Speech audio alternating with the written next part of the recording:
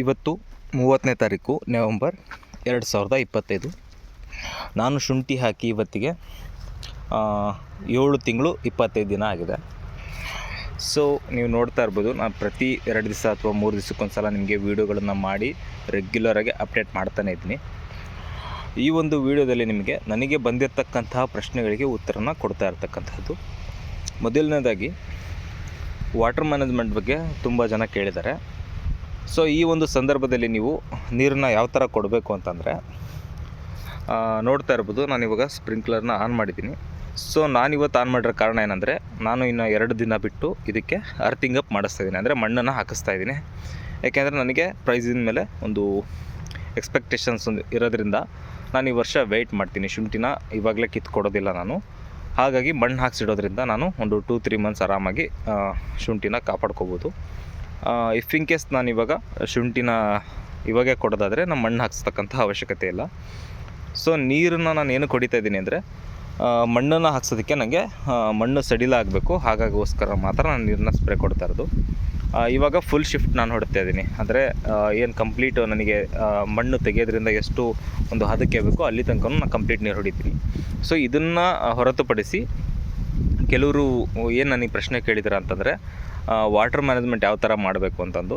So ತುಂಬ simple ಇದೆ, ಇದೇನು ತುಂಬ ಏನು ದೊಡ್ಡದಲ್ಲ. ಎವ್ರಿ 3 ಡೇಸ್ಗೊಂದ್ಸಲ ನೀವು ನೀರನ್ನು ಕೊಡಿ ಸ್ಪ್ರಿಂಕಲ್ ಮುಖಾಂತರನೇ.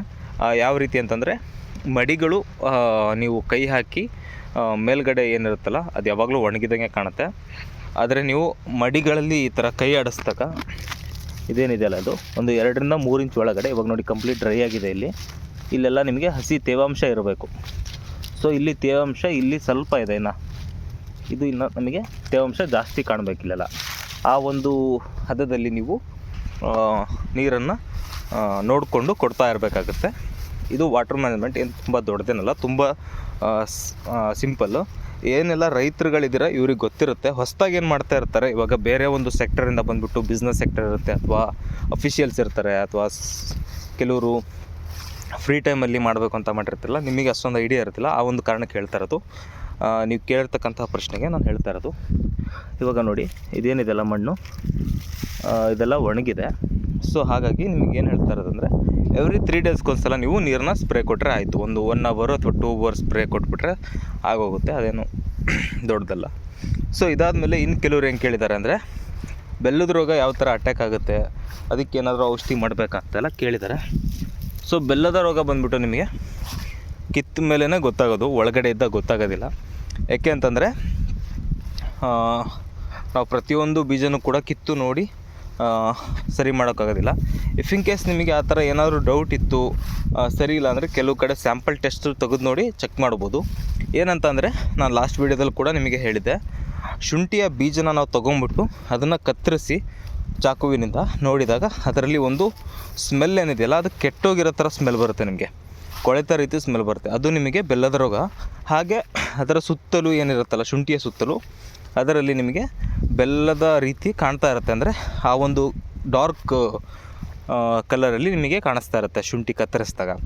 ಸೊ ಇದಾದಮೇಲೆ ಈ ಒಂದು ಬೆಲ್ಲದ ರೋಗ ಬಂದಿರೋದೇನಿದೆಯಲ್ಲ, ಇದನ್ನು ನಾವು ಬೀಜಕ್ಕೆ ಯೂಸ್ ಮಾಡೋದಕ್ಕೂ ಬರೋದಿಲ್ಲ, ಹಾಗೆ ಮಾರ್ಕೆಟ್ಗೆ ಒಯ್ದರೂ ಕೂಡ ಅದಕ್ಕೆ ವ್ಯಾಲ್ಯೂ ಇರೋದಿಲ್ಲ.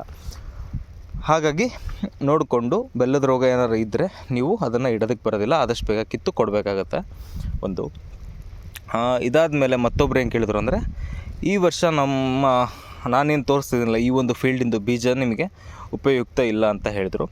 ಸೊ ಈ ವರ್ಷ ಏನಂದರೆ, ಎಲ್ಲ ಕಡೆಗೂ ಕೂಡ ಪೆರಿಕ್ಯುಲೇರಿಯಾ ಏನಿದೆ ಎಲ್ಲ ಕಡೆಗೂ ಆಲ್ಮೋಸ್ಟ್ ಒಂದು 90-95% ಸ್ಪ್ರೆಡ್ ಆಗಿದೆ. ಸೊ ಹಾಗಾಗಿ ನೀವು ಎಲ್ಲಿ ತನಕ ಹೋದ್ರೂ ಪೆರಿಕ್ಯುಲೇರಿಯಾ ಇಲ್ಲದೆ ಇರತಕ್ಕಂಥ ಒಂದು ಬೀಜಗಳನ್ನ ಹುಡ್ಕೋದಕ್ಕಾಗೋದಿಲ್ಲ. ಅದು ಏನು ತೊಂದರೆ ಮಾಡೋದಿಲ್ಲ ನಮಗೆ. ಯಾಕೆಂದರೆ ಸಹಜವಾಗಿ ಒಂದು ಫ್ಲ್ಯಾಟಿಂದ ಇನ್ನೊಂದು ಫ್ಲ್ಯಾಟಿಗೆ ಸ್ಪ್ರೆಡ್ ಆಗ್ತಾನೆ ಇರುತ್ತೆ. ಈ ವರ್ಷ ಅಲ್ಲದೆ ಇದ್ದರೂ ಮುಂದಿನ ವರ್ಷ ಮತ್ತೆ ಇದಿತ್ತು ಅಂದರೆ ಆಟೋಮೆಟಿಕಲಿ ಸ್ಪ್ರೆಡ್ ಆಗೇ ಆಗುತ್ತೆ. ಸೊ ಅದ್ರ ಬಗ್ಗೆ ಏನು ತಲೆ ಕೆಡಿಸ್ಕೊಬಿಡಿ. ನೀವು ಮೇನಾಗಿ ಕಾನ್ಸಂಟ್ರೇಟ್ ಮಾಡಬೇಕಾಗಿರೋದು, ಬಾಡುಗೊಳೆ ಬಿದ್ದಿರಬಾರ್ದು ಆ ಒಂದು ಫ್ಲ್ಯಾಟಲ್ಲಿ. ಮೊದಲನೇದು, ಬಾಡುಗೊಳೆ ಬಿದ್ದಿತ್ತು ಅಂದರೆ ಆ ಒಂದು ಫ್ಲ್ಯಾಟಿಂದ ಯಾವುದೇ ಕಾರಣಕ್ಕೂ ಬೀಜನ ತೊಗೋಬೇಡಿ. ಎರಡನೇದಾಗಿ ಕೆಂಪು ಕೊಳೆ. ಇಫ್ ಇನ್ ಕೇಸ್ ಕೆಂಪು ಕೊಳೆ ಬಿದ್ದಿತ್ತು ಅಂದರೆ ಇಡೀ ಫ್ಲ್ಯಾಟೇ ಬಿದ್ದಿದ್ರೆ ನಮಗೇನು ಬೀಜನೇ ಸಿಗೋಲ್ಲ, ಶುಂಠಿನೂ ಸಿಗೋಲ್ಲ. ಸೊ ಇಫ್ ಇನ್ ಕೇಸ್ ಎಲ್ಲ ಒಂದು 10-15 ಕಡೆನೋ 20 ಕಡೆನೋ ಮಡಿಗಳಿಗೆ ಬಂದಿತ್ತು ಅಂದರೆ ಆ ಮಡಿಗಳಲ್ಲಿ ನಾವು ಕೀಳಬೇಕಾದ್ರೆ ಗೊತ್ತಾಗುತ್ತೆ ಅದರಲ್ಲಿ ಶುಂಠಿನೇ ಇರೋದಿಲ್ಲ. ಸೊ ಚೆನ್ನಾಗಿರೋ ಮಡಿಗಳಲ್ಲಿ ನೀವು ಬೀಜಗಳನ್ನು ತೊಗೊಂಡು ಅದರಲ್ಲಿ ನಿಮಗೆ ಮೊಳಕೆಗಳು ಜಾಸ್ತಿ ಇರಬೇಕು. ಮೊಳಕೆಗಳು ಜಾಸ್ತಿ ಇತ್ತು ಅಂದರೆ ಆ ಒಂದು ಬೀಜ ನಿಮಗೆ ಸೂಕ್ತವಾದದ್ದು. ಹಾಗೆ ನಾರಿನ ಅಂಶ ಜಾಸ್ತಿ ಇರಬೇಕು ಒಳಗಡೆ. ಅದರಲ್ಲಿ ಏನು ಇವಾಗ ನಾವು ಶುಂಠಿನ ಮುರಿದಾಗ ನಾರು ಕಾಣುತ್ತಲ್ಲ, ಅದು 10 ತಿಂಗಳು ಕ್ರಾಸ್ ಆಯಿತು ಅಂದರೆ ನಿಮಗೆ ನಾರು ಚೆನ್ನಾಗಿ ಬಂದಿರುತ್ತೆ. ಹಾಗೆ ಅದರದ್ದು ಇಮ್ಯುನಿಟಿ ಪವರ್ ಕೂಡ ಜಾಸ್ತಿ ಆಗಿರುತ್ತೆ. ಅದಾದಮೇಲೆ ಸ್ಕಿನ್ನು ಕೂಡ ಚೆನ್ನಾಗಿ ಬಂದಿರುತ್ತೆ. ಸೊ ನೀವು ಯಾವುದೇ ಶುಂಠಿ ತೊಗೊಂಡ್ರೂ ಕೂಡ 30 ದಿನ ನೀವು ಅದನ್ನು ತೆಗೆದು ಇಡಬೇಕು ಗಾಳೀಲಿ. ಆ ಥರ ಇಟ್ಟಾಗ ಏನಾಗುತ್ತೆ ಅಂದರೆ ಅದು ಬಾಡಬೇಕು. ಶುಂಠಿ ಬಾಡದೇ ಇತ್ತು ಅಂದರೆ ಅದು ನಿಮಗೆ ಯಾವುದೇ ಕಾರಣಕ್ಕೂ ಯೋಗ್ಯವಾದದ್ದಲ್ಲ. ಯಾಕೆಂದರೆ ಲಾಸ್ಟ್ ಇಯರ್ ಇಲ್ಲೇ ನಮ್ಮ ಸ್ನೇಹಿತರೊಬ್ಬರು ಏನು ಮಾಡಿದರು, ಶುಂಠಿನ ತೊಗೊಂಬಂದು ಬೀಜೋಪಚಾರ ಎಲ್ಲ ಮಾಡಿ ಹಾಗೆ ಇಟ್ಟರು ಅದನ್ನ. ಬಟ್ ಅದು ಬಾಡಲಿಲ್ಲ. ಏನಿತ್ತು ತೊಗೊಂಬಂದಾಗ ಅದೇ ಸೈಜು ಅದೇ ಶೇಪು ಸೇಮ್, ನೋಡೋಕೆ ಮಾತ್ರ ತುಂಬ ಚೆನ್ನಾಗಿ ಕಾಣಿಸ್ತಾ ಇತ್ತು.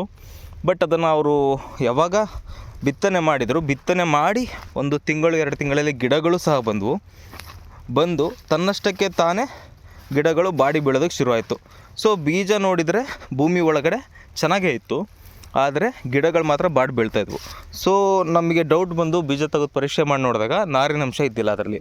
ಸೊ ನಾರಿನಂಶ ಇರಬೇಕು, ಬೆಲ್ಲದ ರೋಗ ಇರಬಾರ್ದು, ಮೊಳಕೆಗಳು ಹೆಚ್ಚಾಗಿರಬೇಕು. ಸೊ ಈ ತರಹದ ಬೀಜಗಳನ್ನು ನೀವು ಆಯ್ಕೆ ಮಾಡೋದ್ರಿಂದ ನಿಮಗೆ ತುಂಬ ಒಂದು ಉಪಯೋಗ ಆಗುತ್ತೆ.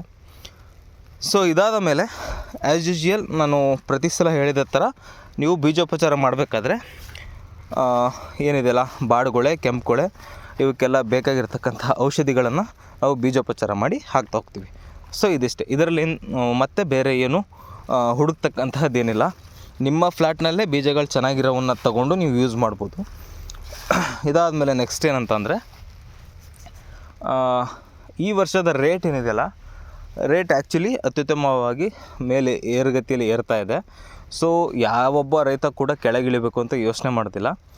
ಸೊ ನಿಮ್ಮದು ಶುಂಠಿ ಚೆನ್ನಾಗಿದ್ದರೆ ಮಣ್ಣು ಹಾಕಿಸಿ ಇಡಲೇಬೇಕು. ಮಣ್ಣು ಹಾಕಿಸಿ ಇಟ್ಟರೆ ಮಾತ್ರ ನಿಮಗೆ ಒಂದು ಮಾರ್ಕೆಟಲ್ಲಿ ಏನಿದೆಯಲ್ಲ ಉತ್ತಮವಾದ ಬೆಲೆ ಬಂದಾಗ ಅದರದ್ದು ಫೇಸ್ ಹೋಗಿಲ್ಲ ಅಂದರೆ ಕ್ವಾಲಿಟಿ ಚೆನ್ನಾಗಿದೆ ಅಂತಂದು ಒಳ್ಳೆ ದುಡ್ಡು ಕೊಡ್ತವಂತಾರೆ.